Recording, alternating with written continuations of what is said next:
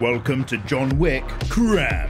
With John Wick Chapter 4 soon out, let's recap the first film from 2014 that managed to be more than just a hitman flick thanks to a stuntman director, plenty of brutality, and what is clearly a lot of hard training by Keanu Reeves. Let's go. Crashed, banged, and walloped from one hell of a night, John Wick thinks of his love before passing out. And we jump right back to much earlier in the tale, where a slick and quiet John Wick lives in a slick and quiet house that no longer feels like a home, because he's a man who's just experienced the loss of his wife and finds himself suddenly having to exist without her. All the trappings of luxury are hollow and empty for a man alone. In the rain, an old associate tells John he's just checking up on an old friend, but this is the only person to speak to him directly, a man removed from our world even at the wake. Evening delivery, and John receives a puppy with a note from his dead wife Helen, encouraging him to still love something and find his peace, giving him an opportunity not to grieve alone. So with something in his life that requires him to continue on, man and dog face the day. But an unfortunate quirk of fate has him cross paths with some Russian gangsters headed by Theon Greyjoy, who takes a shine to his sweet ride. And it turns out Wick knows Russian and isn't intimidated by the crowd. Smells like upcoming trouble, but John has to go and get some time in ragging his car about the place, both as a way of keeping his driving skills sharp and as a method of working through his emotions. Woken by the puppy in the middle of the night, our Russian friends trash John's house, steal his car, and kill the dog, breaking the golden rule of cinema and setting the scene for payment in blood. The Russian brat tries to get the car chopped, but Luigi recognizes it and sends them on their way, as it seems that John is a noted figure in some crime circles and given respect, though we've yet to learn why. Turns out this young punk is Vigos' son called Yosef, and he's a real prick because his father is an actual man of power. So John gets a replacement ride, and Luigi gets a phone call from Vigo about striking his son. But upon realizing who his kid had just mugged off, this big underworld boss is suddenly deeply concerned. Have you seen my son?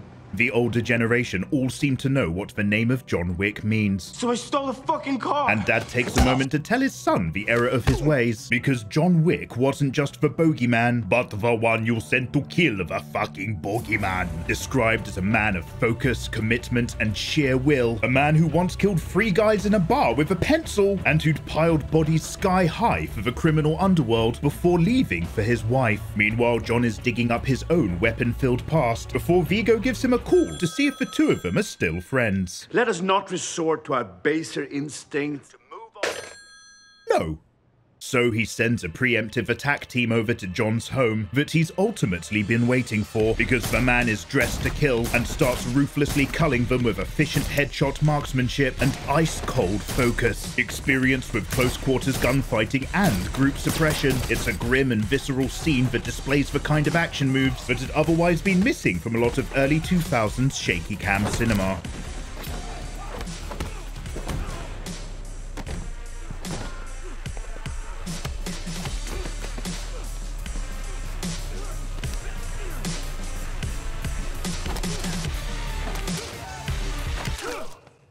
An underworld subculture is starting to take form with its own rather laid-back police officers. You, working again? No, just sorting some stuff out. As well as its own unique currency and cleaners. John may have been out of the game, but he still knows who to call to take care of any rubbish. Things are only going to escalate from here. So Vigo visits Willem Dafoe to let him personally know about a $2 million open contract to kill John. And Defoe seems to accept, despite having history with the guy and there being other killers out in the field. He's got his own stash of gun porn, and after rubbing out a rifle or two, watches John as he checks in to the Continental Hotel. This place is a unique demilitarized safe zone for those in the murder trade, owned by Lovejoy, and everyone's curious at seeing his face back on the scene. And after briefly remembering the one moment of happiness in his life, it's a killer that steps out of a room to join the nightlife of the Continental, where the owner Winston reminds him that after having been a man who got out of the trade, getting back in is only going to lead to trouble. Turns out, for double the bounty, there's an assassin that's willing to break the no murder rules of the Continental, but but John has sniffed out where Yosef is hiding and suits up to go clubbing. There's plenty of security expecting a visit, as well as a lot of 80s neon and hot babes. But John starts by letting an old acquaintance walk away with his life before going into full murder mode. Everyone inside is serious about the situation, with the exception of course of Yosef, who is an endlessly unlikable prick. But out of nowhere we start with this poor guy before John kills Yosef's number 2, and we get to see just what kind of a feared legend this man is, as he slowly and systematically executes the security team under some wonderful shots of great cinematography. And after getting rough with some handy groundwork, he lines up a shot on Yosef, simply just to let it sink in that the bogeyman is here and that he's going to take his time. All of these pockets of violence have been set to ambient synthwave vocals before Yosef runs up into the main club with his pants down, and John pursues into some hard house violence in all of its glory.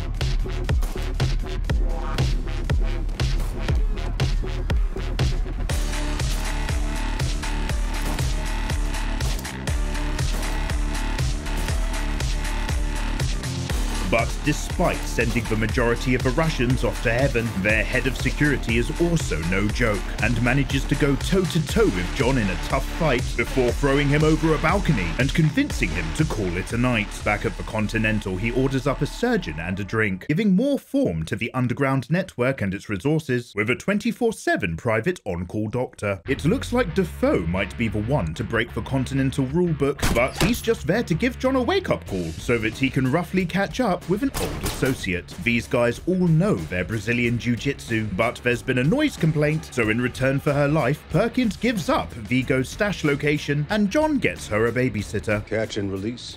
Catch and release. So it's time to head to church for a confession, which has changed a little bit in how it's done since my day. And after having hurt Vigo financially, he's lured the rest of the Russians out to come and inspect the damage. Meanwhile, Perkins has had enough of her babysitter and breaks out to blow his face in, whilst John is wasting no time by dropping in with an assault rifle in the middle of the street. It's clear as day that John Keanu Wick has undergone a lot of combat training for his role, and it pays off in almost every scene. But despite this, car always beats man, and the tables have suddenly turned. All of Vigo's blackmail assets and leverage across most of the city just went up in that fire, and he tells John that his wife was taken from him as divine punishment for his former deeds, as it seems that everyone in this underworld is paying the price for the actions of their past. Well, instead of fear, John comes out with some real dark bogeyman shit, and not 100% mentally stable, giving off some serious Rorschach vibes instead. So Vigo makes the classic mistake of walking away whilst assuming the main character is being killed without a hitch, as Defoe has continued to guardian angel the situation around John ever since the hit was put out. And despite being tied up, John does what he knows best with some drawn-out floor work before immediately giving chase with a combat shotgun to convince Vigo to both pull the contract and ultimately give up the location of his son.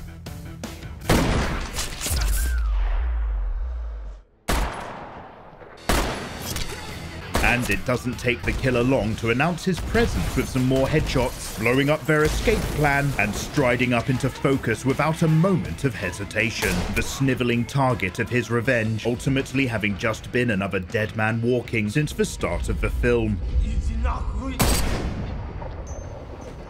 The real gravitas and punishment comes now, as Vigo considers the unavoidable loss of his son against the bogeyman and turns to some revenge of his own. Defoe is defanged and beaten brutally for not taking his opportunity to kill John and leave his son alive. Looks like he's been sold out by Perkins, but the last of the old guard gives them nothing and goes out on his own terms. This move was a bad one. John Wick was done and on his way back out again after having completed his task. But Vigos revenge has dragged him right back into the mess. The Perkins problem is finally taken care of after having broken the safe space rules of the Continental, and Lovejoy tips the scales a little further by telling Wick that Vigo is headed for a helicopter pickup over at the port. Oh, fuck.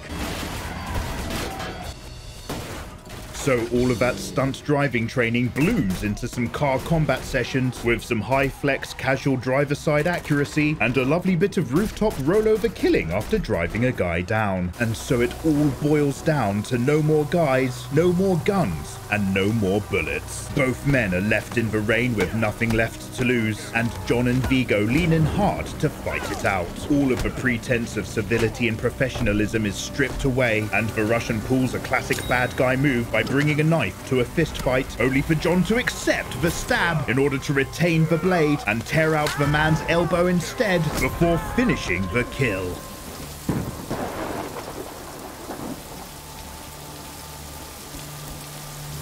Good seeing you, Dom. Yeah. You see me.